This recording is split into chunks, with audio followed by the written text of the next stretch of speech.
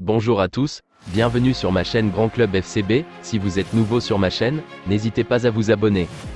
Deco, le directeur sportif du FC Barcelone, n'a pas caché son désarroi après la blessure de Gavi. La blessure de Gavi? Il n'y a aucun joueur disponible sur le marché pour faire son travail, a-t-il dans un premier temps lâché. Aucun remplaçant possible pour Gavi? Il a ensuite insisté en expliquant qu'il sera dur de compenser ce départ, même en cas de recrue. Aujourd'hui, Gavi est un joueur qui ne peut pas être remplacé. Il n'y a aucun joueur disponible sur le marché pour faire son travail, ni avec sa mentalité, ni avec ses capacités. Discuter du remplacement de Gavi est une erreur. C'est une erreur de penser que nous allons trouver un joueur pour le remplacer. Nous ne le trouverons pas. Nous n'allons pas devenir fous avec la blessure de Gavi. C'est triste pour lui, pour nous en tant que club, mais nous ne trouverons pas de remplaçant, a-t-il ainsi conclu. Reste à savoir si cette posture est définitive ou si elle confirme bien que la priorité du Barça sera de ramener Vitor Roque. Affaire à suivre. Depuis la blessure de Gavi qui sera absent jusqu'à la fin de la saison, le Barça s'active pour lui trouver un remplaçant. Alors que les pistes se multiplient, un premier coup dur vient de tomber concernant la priorité de Xavi, Giovanni Lo Celso.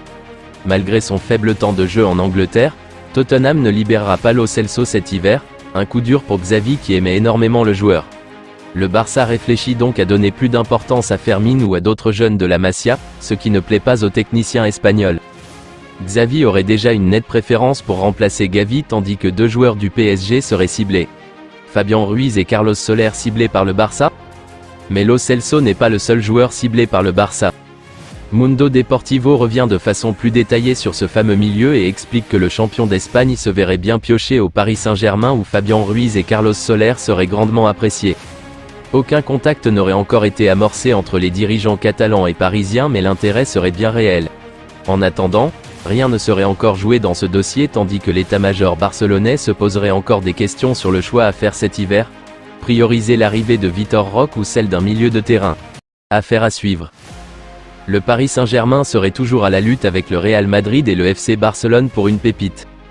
Alors qu'Hendrick est au centre de l'attention depuis quelques semaines puisqu'il a fêté ses premières sélections avec l'équipe première du Brésil, qui ont malheureusement pour lui débouché sur deux défaites contre la Colombie, 2-1, et l'Argentine, 2-0, un autre crack brille actuellement avec la sélection des moins de 17 ans en la personne d'Estevao Willian. Auteur actuellement d'un gros mondial U17, l'autre pépite de Palmeiras rend fou tous les cadors européens à en croire Relevo. Le PSG toujours dans le coup pour Estevao Willian?